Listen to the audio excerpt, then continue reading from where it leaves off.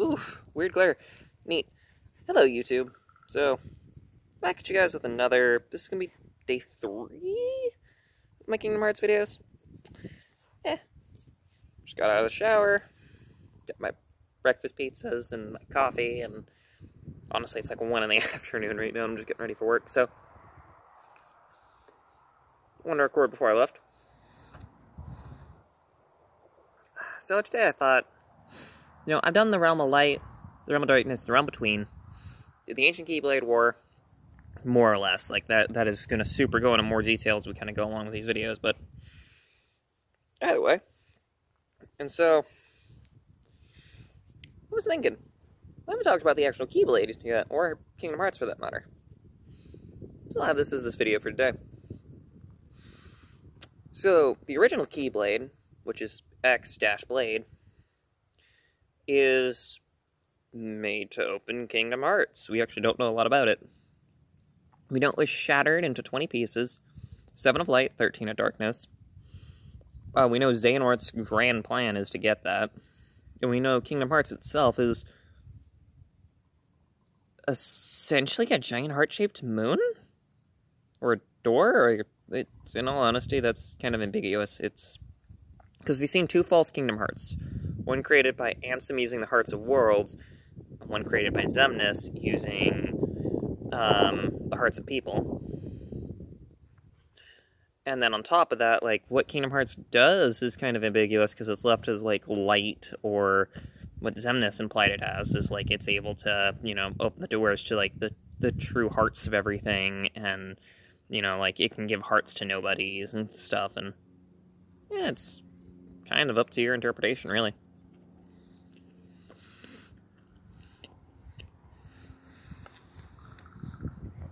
And to be fair here, like, how it actually looks, I see the heart-shaped moon more often, to be honest, than the doors.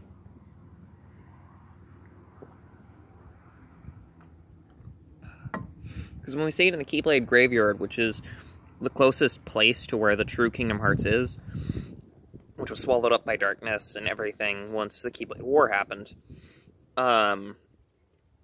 it's said in the series, I believe just by Xehanort, actually, that to get to the one true Kingdom Hearts, you need the original Keyblade, which Xehanort plans on recreating with his Keyblade War using the 13 Seekers of Darkness and 7 Guardians of Light.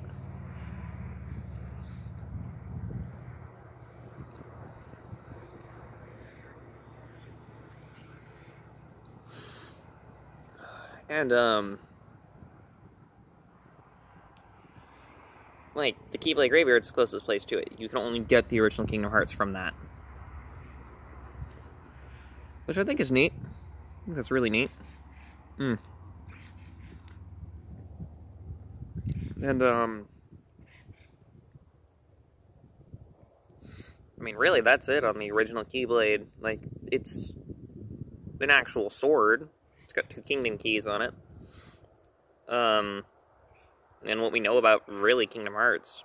I mean, we know Ansem achieved a form of Kingdom Hearts, or Xehanort's Heartless, whatever you want to call him. Billy Zane. And he died because of it. He was blasted by a huge beam of light that just erased him. We also know that on the other side of the Kingdom Hearts he'd made was the Realm of Darkness, so...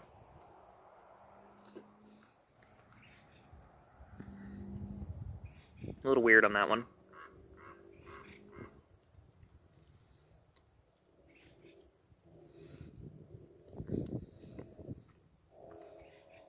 And so now,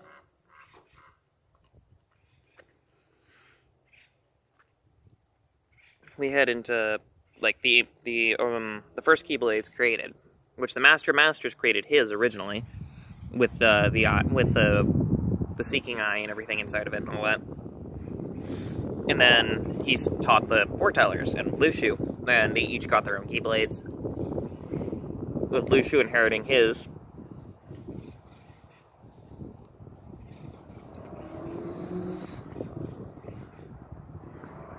So it's actually kind of windy out right now, which is weird. But, like, all the keyblades we have are supposed to be created in the image of the original keyblade. And the original way of forging keyblades was apparently by using, in essence, like, the heart of the person. So, like, a keyblade is tied to a specific person, for the most part, is what's supposed to be implied in key.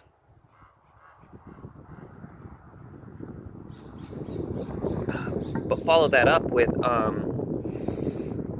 like, the current Kingdom Hearts series, we haven't actually seen a keyblade forged. We've seen, you know, basically Riku got Way to Dawn.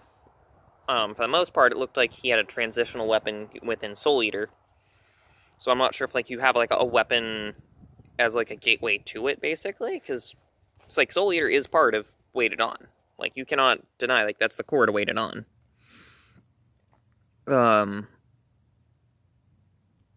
And then Sora got the Kingdom Key, which is, you know, a keyblade tied to a specific realm. It's a keyblade of a realm.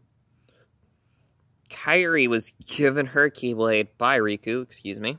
And then Lee just popped his out of nowhere. Like, that's not even implied how he got that. And as far as, like, we know with the keyblades, like, they show up to people who are deemed worthy, who, you know, people who need them, people who have, like, the power and, like, the fortitude of soul to basically be able to use them. So,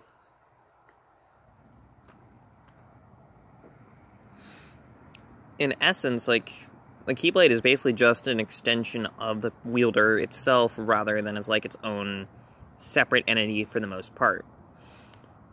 What plugs holes into that is, again, is the Keyblade Graveyard.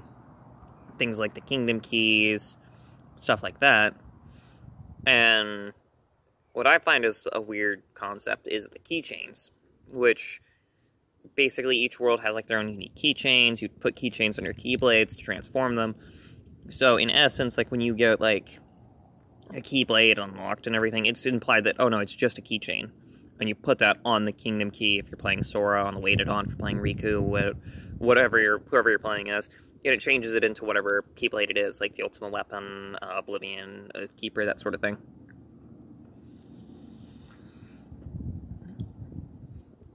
Something else, too, is the Keyblades tend to actually, they tend to be a reflection of one's heart itself, which is implied on how they're forged.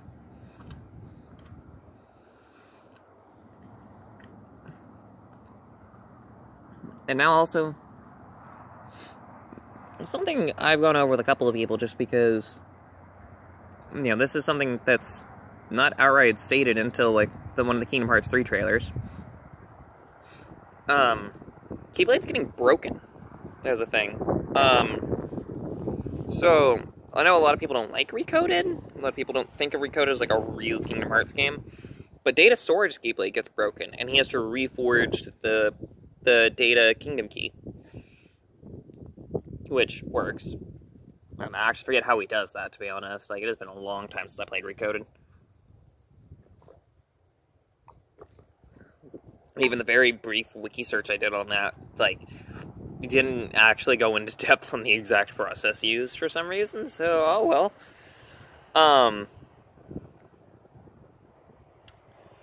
But that's not the only time we see Keyblade broken, is, like, you know, Riku and the Data Sora. If you remember back to the fight between Xehanort, Aqua, Terra, and Ventus, and Vanitas in extension, Ventus gets frozen solid and dropped down the cliff. If you pay attention to the scene, like, his armor is getting broken off, his Keyblade at one point actually snaps in half, and he's just left with basically the hilt and part of the handguard. And Aqua saves him from literally dying from the fall. So, like, Keyblades can break. What I'm worried, like, what confuses me, though, is, like, why Riku decided to give up the Way to Dawn instead of, you know, reforge it. Because I'm not sure if he was actually able to reforge it or not, or if he was just, you know, hey, look, it's gone.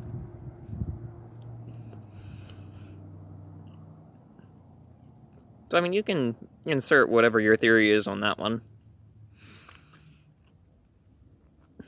But like I've already said, like, these videos are basically supposed to be just like retrospectives on like characters and concepts and stuff like that. When I get into the actual 30-day countdown leading to Kingdom Hearts, starting the 31st of this month, because it comes out on the 29th of January, so literally 30 days, I'm gonna actually get into like concepts on like the characters and stuff like that. With already like Sora's video is gonna be the longest of these. Like I don't see Sora's video being anything shorter than maybe an hour. I could probably do it, but essentially for each of the major players, I'm gonna get like one video for them. I'm gonna do like one video on like the Guardians of Light, who I think they are. One video on like Organization 13 and who the real Organization 13 members are versus like who I think they are, my theories on that. I'm actually gonna do like just a general video on like, you know, the like each of the characters for the most part and everything as well.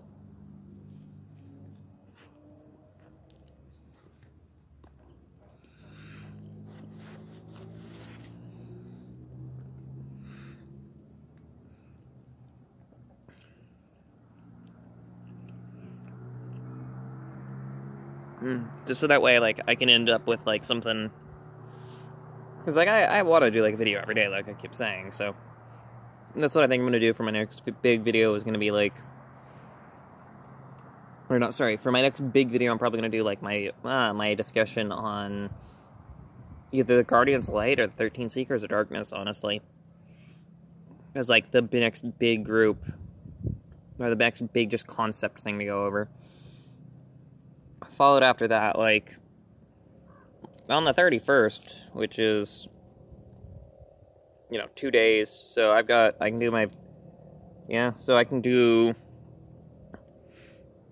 tomorrow I'll just do a retrospective on something, and then follow it up with, like, the 30th, or the 31st and the 1st of January as, like, my, you know, my big discussions for Kingdom Hearts, for like the organization and everything. And I'll do maybe like a New Year's live stream or something, I'm not sure. But anyway, so that's just to give you guys a little update at the end of this, and yeah, keep tuned. I've got more stuff planned, and I got some deck profiles, like I need to get out. Like, I keep forgetting about those. Anyways, this is gonna be me signing off.